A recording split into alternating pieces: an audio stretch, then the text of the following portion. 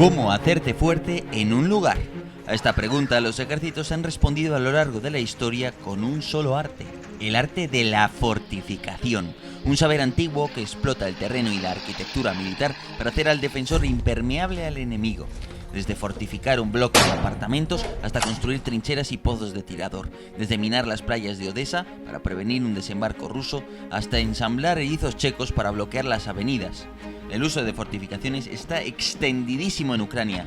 Ha sido y será fundamental durante toda la guerra. Para mi gusto, la ingeniería militar y el arte de la fortificación es uno de los grandes olvidados de la guerra moderna en los ejércitos occidentales actuales. Y sin embargo, fortificar un territorio te permite defender más con menos. Se trata de un auténtico multiplicador de fuerzas. Desde tiempos de la Edad Media los castillos, desde tiempos de la Edad Moderna los fuertes de estrella. La fortificación es clave en todas las guerras y especialmente en esta de Ucrania, ya que sin fortificaciones no se hubiera podido frenar a los rusos en el Donbass. Bienvenidos a todos los que formáis parte de esta comunidad interesada en asuntos militares en español. Yo soy Yago Rodríguez y ahora comencemos.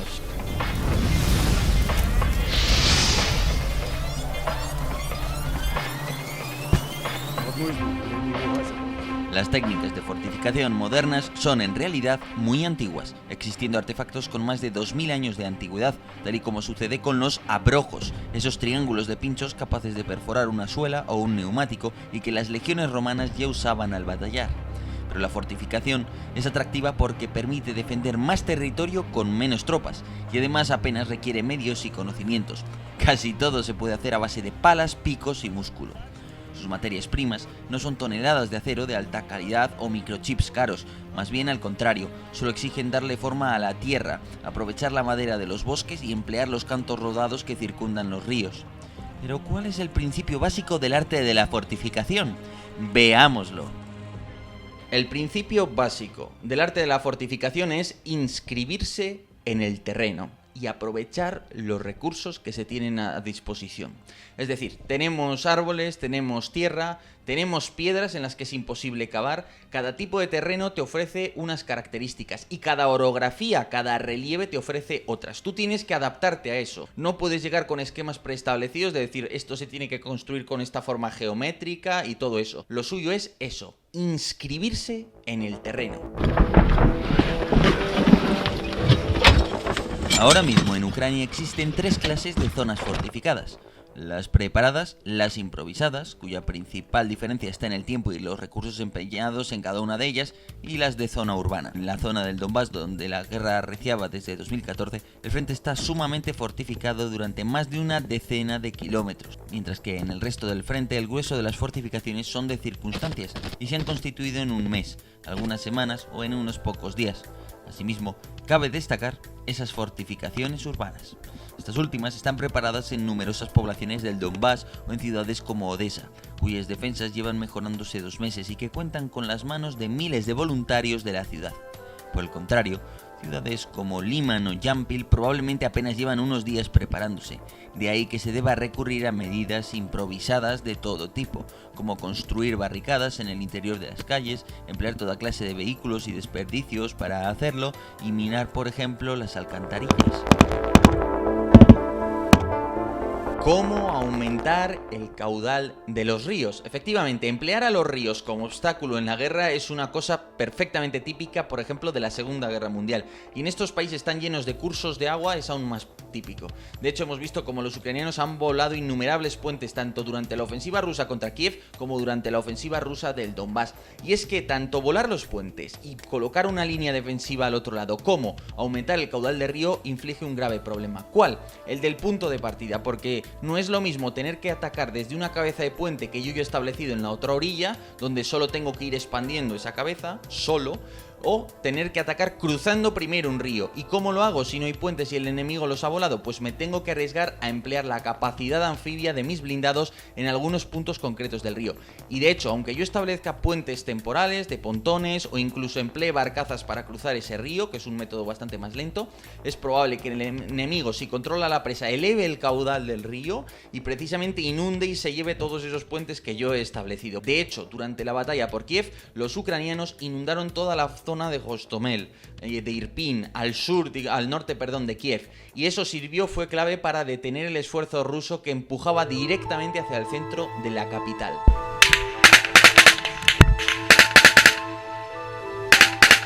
Pero vamos con la reina de la fortificación, la trinchera y su abrigo.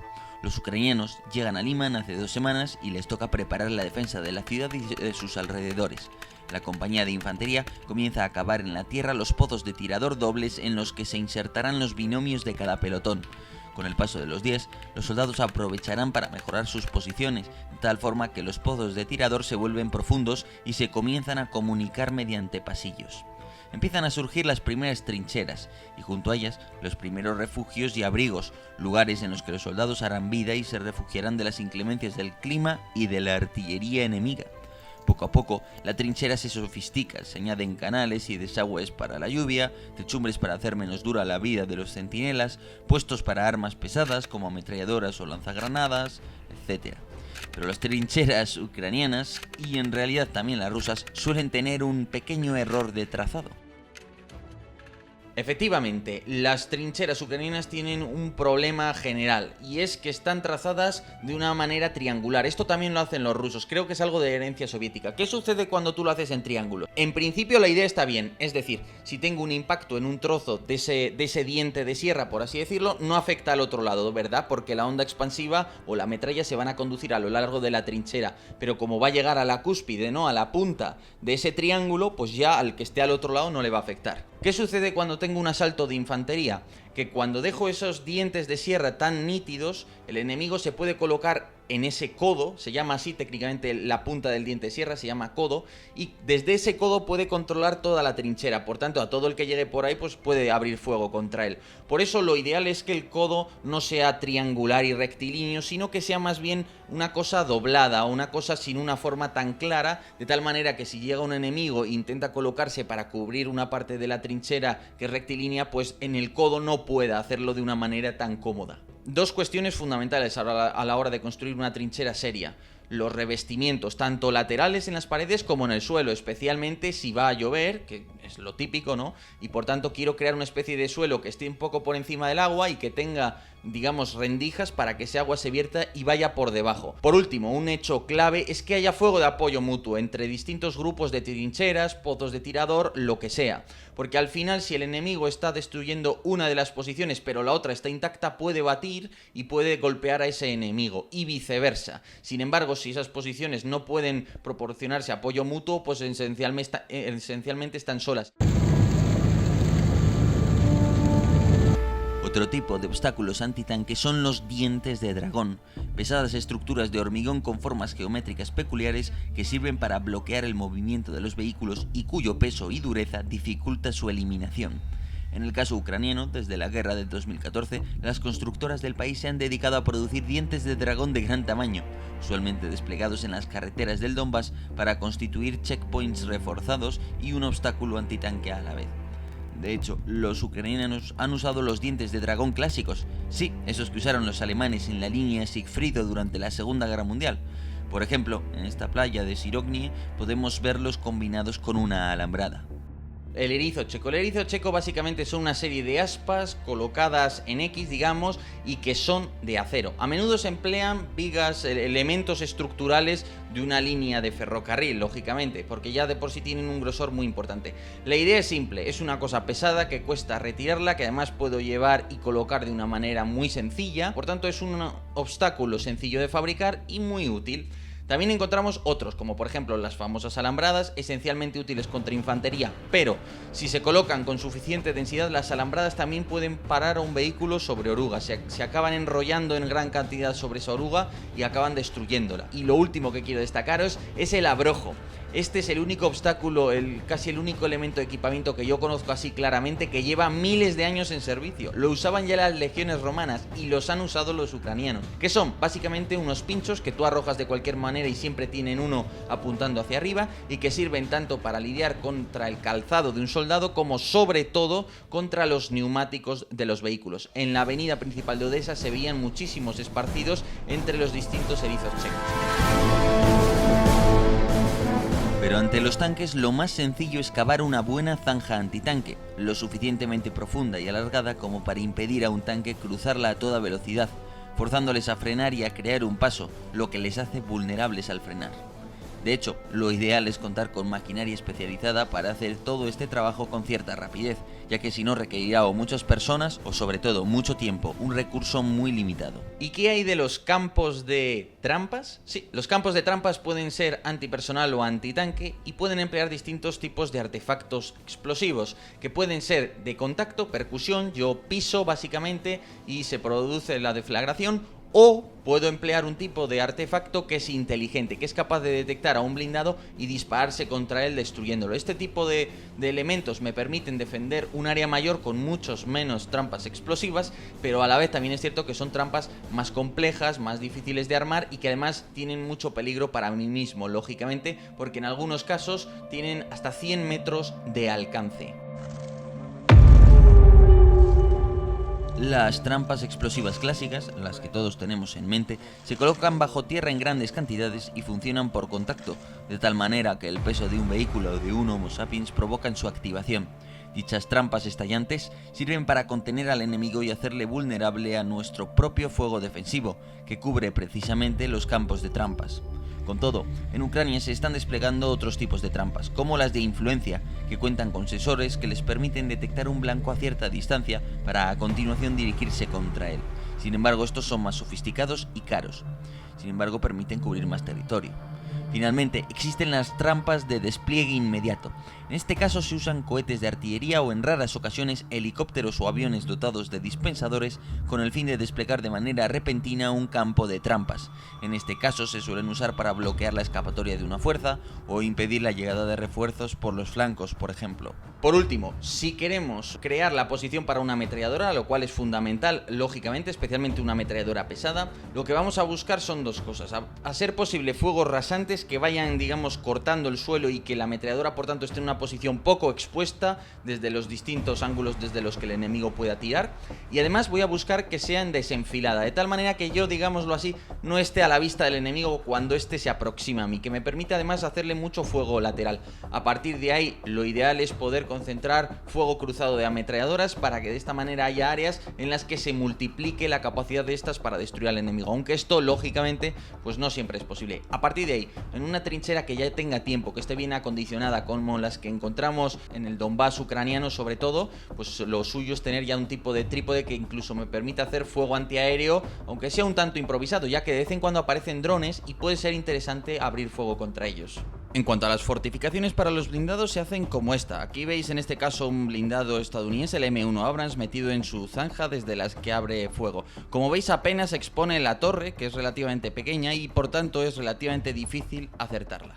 Pero ¿cómo se construye una posición para un solo vehículo como este?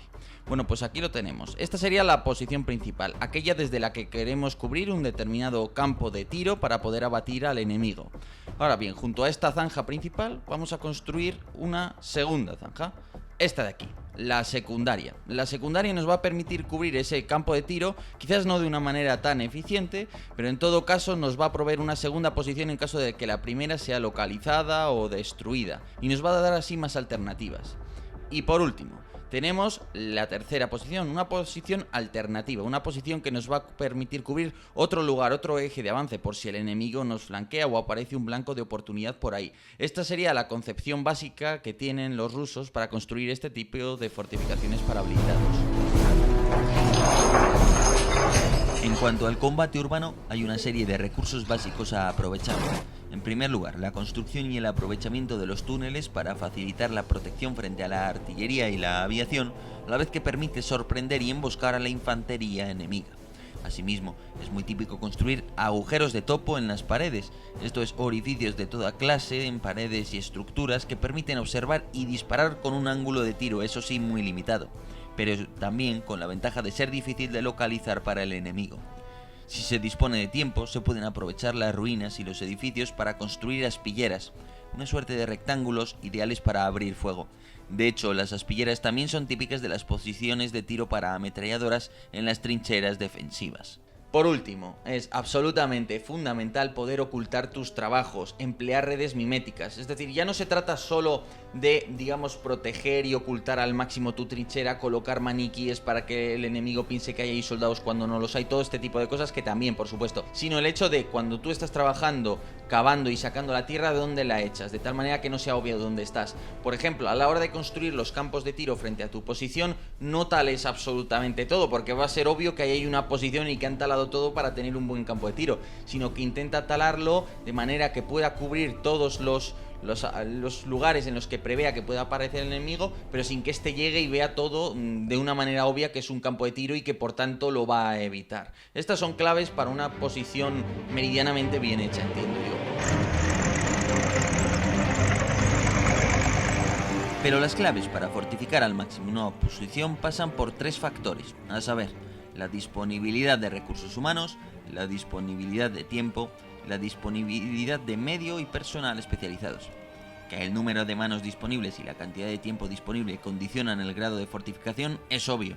No es lo mismo de disponer 3 días que un mes o un año a la hora de fortificar una zona. Sin embargo, este tercer factor requiere un poco más de explicación. Es fundamental que el alto mando asigne unidades de zapadores, castramentación o ingenieros dotados de conocimientos especializados y maquinaria pesada que permiten generar posiciones más sólidas y mejor dispuestas. Pero bueno, eso ha sido todo. He intentado cubrir la mayor parte de las cosas, pero a alguna ya le voy a dedicar un vídeo en particular, como por ejemplo las trampas explosivas. Espero que os haya resultado suficientemente interesante. Yo he disfrutado mucho haciendo este vídeo. Os recuerdo siempre apoyarme en Patreon si así lo deseáis. Intento hacer las cosas pues, de lo mejor que puedo y sobre todo que sea interesante escuchar este tipo de vídeos. Pero bueno, lo dicho, que muchísimas gracias a todos por estar ahí y hasta otra.